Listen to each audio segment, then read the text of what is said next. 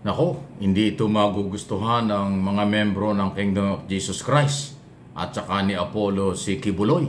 Ito hong paniniwala at pahayag ni Senator Risa Hontiveros na chairman ng committee sa Senado nag-imbestiga dito sa nag-imbestiga doon sa umano'y harassment na kinasasangkutan ni Kibuloy. Pakinggan po ninyo itong report na ito, itong balitang ito.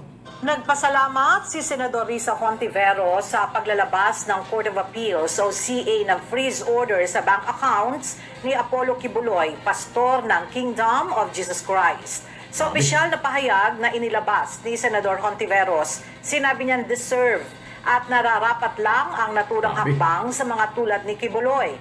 Umaasa ang senador na makatutulong ito na mapigilan si Kibuloy na tumakas ng bansa. Umpisa na rin anya ito ng pagkamit ng hustisya ng mga nabiktima nito, kabilang na ang mga menor de edad na pilit pinaglilimos maging sa mga overseas Filipino workers na nagpapakahirap makapagbigay sa grupo. Dagdag pa ng senador, katapusan na ng mga hindi magandang gawain ni Kibuloy.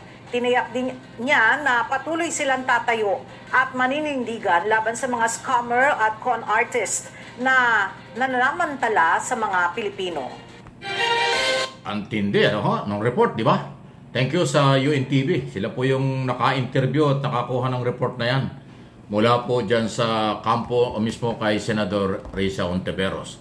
At ang UNTV po, isa po yan sa mga lehitimong mamamahayag or network ng radio TV dito sa ating bansa. Alam nyo, marami ho yung mga lehitimong media.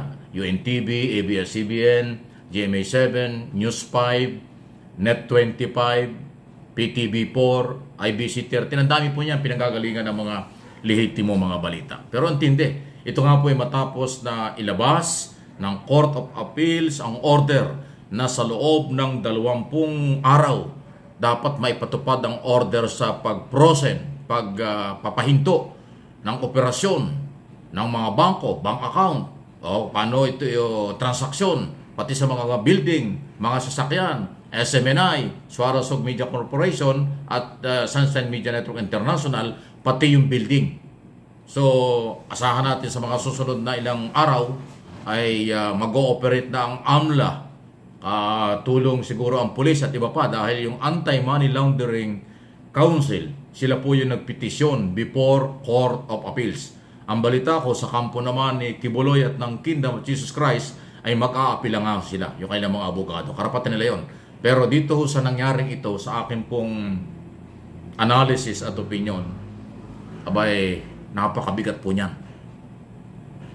Kasi pagka ho na frozen, kinontrol, may court order, lahat ng bangko na may identify na mga bank account, hindi na ho pwedeng gumalaw yan. Wala nang transaksyon, wala nang withdrawal, walang deposito, walang galawan yan. Mag-deposit ka sa account na yan, hindi na yung tatanggapin.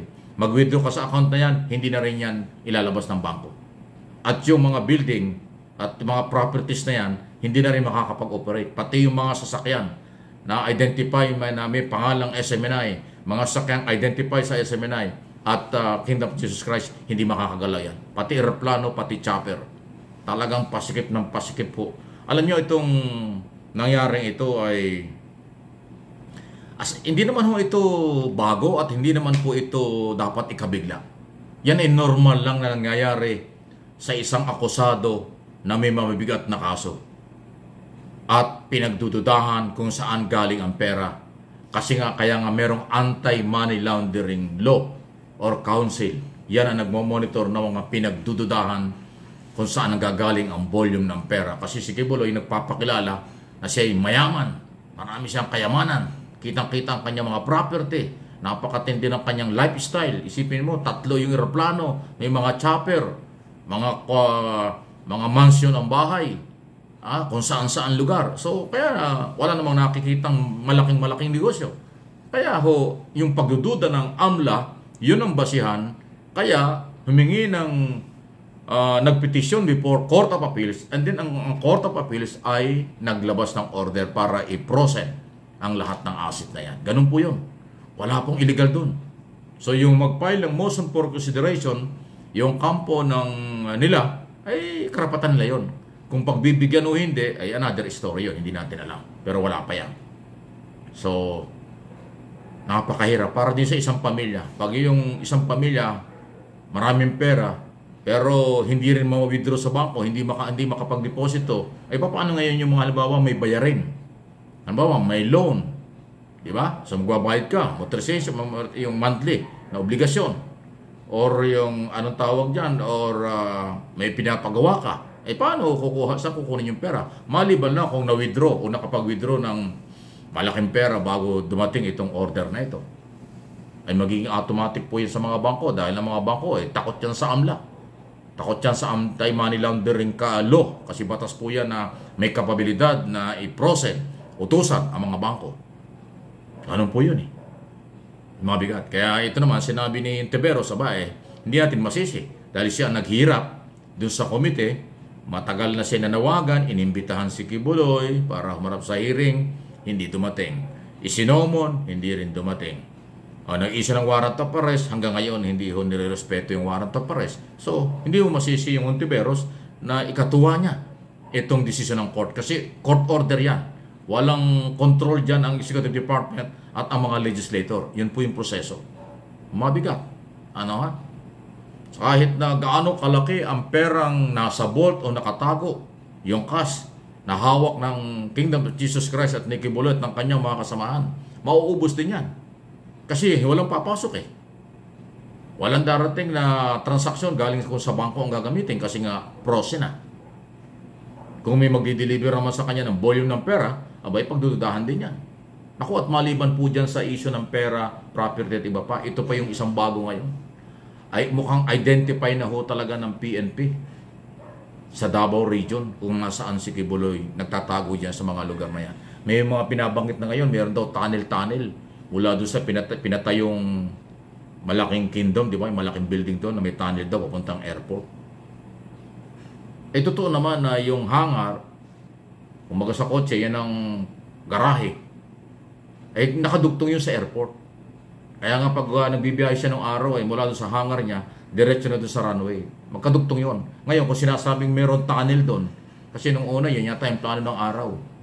Magkaroon talagang tunnel mula doon sa hangar, may opisina doon, parang may tulugan siya doon. Tapos sa ilalim dadaan, kapag kami simba, pagka nag-operate na yung kanyang kingdom na yan, ay hindi naman po tapos yata. Iwan ko ano nangyari. Yun ang nakita yata ng pulis na magpasubling doon nagtatago sa ilalim. Kung meron talaga. Wow.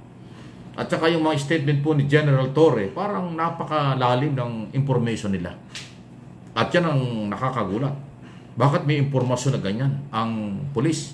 So ibig sabihin, may mga tagaloob na nagbibigay ng information, may insider na natutukso doon sa reward money. Until now, intact po yung 10 million sa ulo ni Kibuloy. 1 million each doon sa ibang yung tatlong dalawang Canada, si Roy, si Jacqueline Roy at saka yung isa pang babae. Na kung yung mapapansin, yung mga pangalan doon, kasama ho doon sa Court of Appeals order na yung kailang mga bank account din, may mga bank account din kasama. Nakita ko si Sylvia, nandun din frozen na rin po yun. Pati si Tessie Dandana, alam ko wala na rin sa Pilipinas. May bank account, frozen na rin. Pati yung Helen, pang-apelido na Helen, nakalimutan ko. Isa rin yan sa mga official dyan Okay? So, yun po yung nangyayari. Napakabigat po talaga yan. Inuulit ko, hindi natin masisisi si Ontiveros magsalita ng ganyan kasi siya yung naghirap niya sa investigasyon. At court naman ho yan, wala tayong magagawa. So, kailangan ho, sinasabi ko, malaking-malaki ang epekto sa operation ng kanilang galawan, lalo na po yung SMNI, Suarezog Media Corporation, although wala na silang broadcast sa radio TV dahil suspendido yung kanilang social media, tsaka yung building, pag ipinasara yun. Saan titira yung mga tao doon? Marami po nakatira doon. Hanggang sa basement ng building, may nakatira doon. From 5th floor, 6th floor, hanggang doon sa B1, B2, may nakatira doon. Alam ko yun dahil tagal ko nagtrabaho dyan Hanggang B1, B2, yung parking doon sa ilalim, may nakatira doon. 24 hours din. Nako, abangan na lang. Wala tayong magagawa dyan. Paki-like na lang po ninyo mga video ito para makarating sa inyong mga kaibigan at mga Pilipino kung anong nangyari sa ating bansa. Ayun lang naman ho talaga ang importanteng malaman natin.